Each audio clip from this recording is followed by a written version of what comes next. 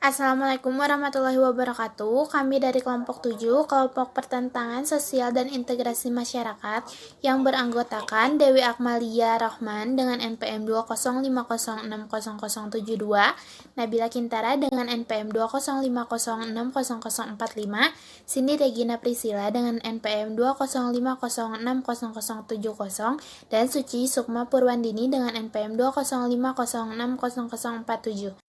Di sini kami akan mempresentasikan tentang pertentangan sosial dan integrasi masyarakat.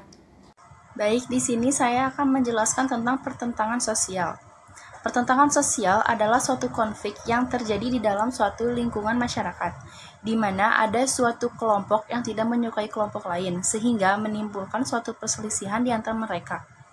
Nah, faktor-faktor yang mempengaruhi terjadinya pertentangan sosial yaitu yang ke-1, adanya rasa iri antara individu, negara, dan masyarakat. Yang kedua, adanya rasa tidak puas masyarakat terhadap kepemerintahan. Yang ketiga, banyaknya adu domba antara politik, agama, suku, serta budayanya.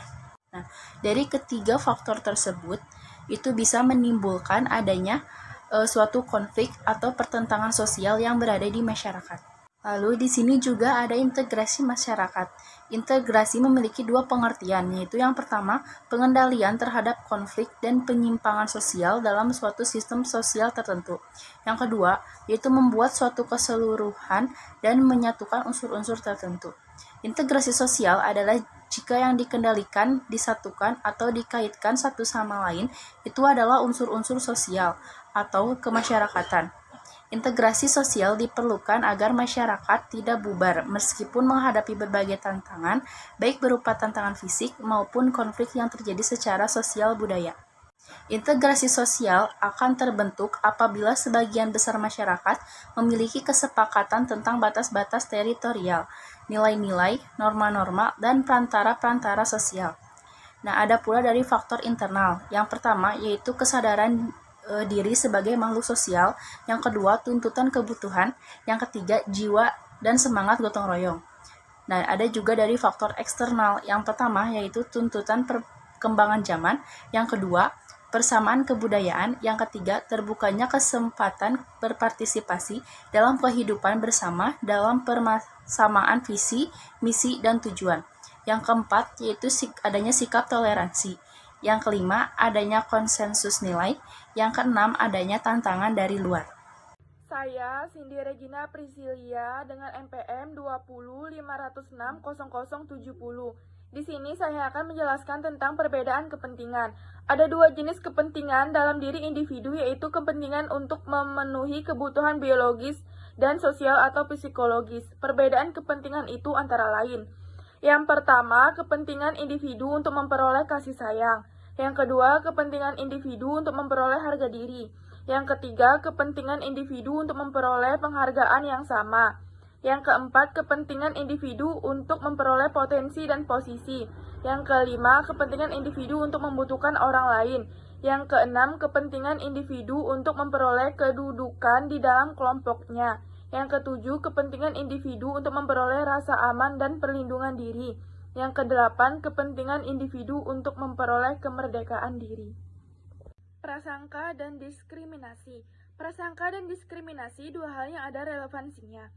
Kedua tindakan tersebut dapat merugikan pertumbuhan, perkembangan, dan integrasi masyarakat. Kerugian prasangka melalui hubungan pribadi dan akan menjalar bahkan melembaga atau turun-menurun. Sebab-sebab terjadinya prasangka. Yang pertama, pendekatan historis. Pendekatan ini berdasarkan teori pertentangan kelas menyalahkan kelas rendah, di mana mereka yang tergolong kelas atas mempunyai alasan untuk berprasangka terhadap kelas rendah. Yang kedua, pendekatan sosial kultural dan situasional. Yang pertama ada mobilitas sosial, yaitu gerak perpindahan dari strata satu ke strata sosial lainnya. Artinya, kelompok orang yang mengalami penurunan status akan terus mencari alasan mengenai nasib buruknya. Yang kedua, konflik antara kelompok, yaitu prasangka sebagai realitas dari dua kelompok yang bersaing. Yang ketiga, stigma perkantoran, yaitu ketidakamanan dan ketidakpastian di kota disebabkan oleh noda yang dilakukan oleh kelompok tertentu. Yang keempat, sosialisasi, yaitu prasangka muncul sebagai hasil dari proses pendidikan melalui proses sosialisasi mulai kecil hingga dewasa.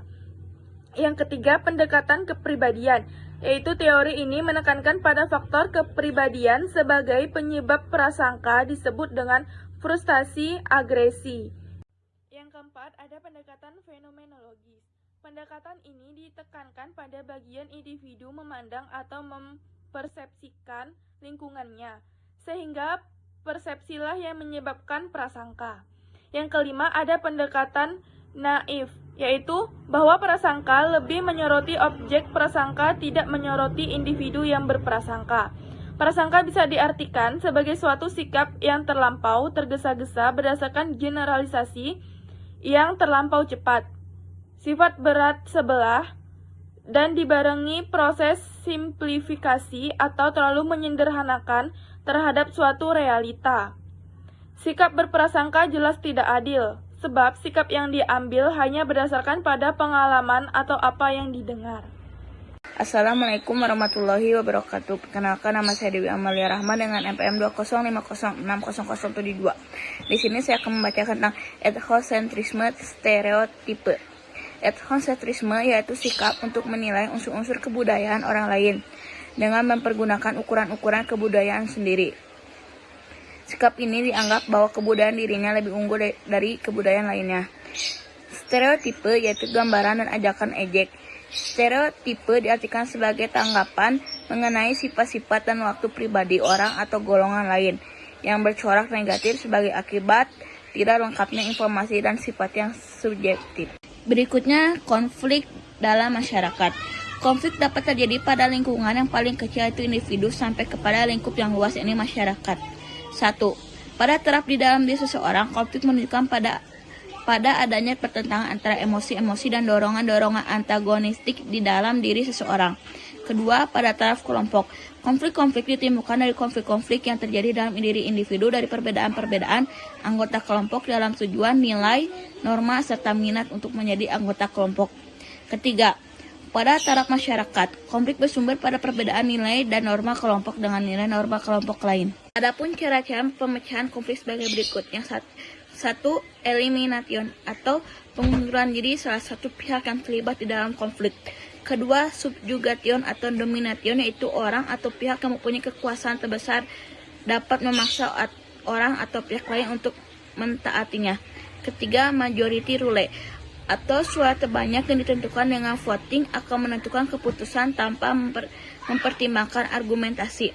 Keempat, minority consent atau kelompok mayoritas yang menang namun kelompok minoritas tidak merasa dikalahkan dan menerima keputusan serta sepakat untuk melakukan kegiatan bersama. Kelima, kompromi, yaitu kedua atau semua subkelompok yang terlibat di dalam konflik berusaha mencari dan mendapatkan jalan tengah. Keenam, integration atau pendapat-pendapat yang bertentangan didiskusikan, dipertimbangkan dan ditelaah kembali sampai kelompok mencapai suatu keputusan yang memuaskan bagi semua pihak. Integrasi masyarakat dan nasional. Integrasi masyarakat dapat diartikan adanya kerjasama dari seluruh anggota masyarakat, mulai dari individu, keluarga, lembaga-lembaga, dan masyarakat secara keseluruhan. Integrasi masyarakat akan terwujud apabila mampu mengendalikan prasangka yang ada di dalam masyarakat, sehingga tidak terjadi suatu konflik. Dalam memahami integrasi masyarakat, kita juga mengenal integrasi nasional, yaitu organisasi-organisasi formal yang melalui mana masyarakat menjalankan keputusan-keputusan yang berwenang. Untuk terciptanya integrasi nasional, perlu adanya suatu jiwa, asas spiritual, dan solidaritas yang besar. Sekian presentasi dari kelompok kami. Mohon maaf bila ada salah-salah kata. Jika ada yang ingin bertanya, silakan bertanya di forum diskusi atau secara langsung. Terima kasih. Wassalamualaikum warahmatullahi wabarakatuh.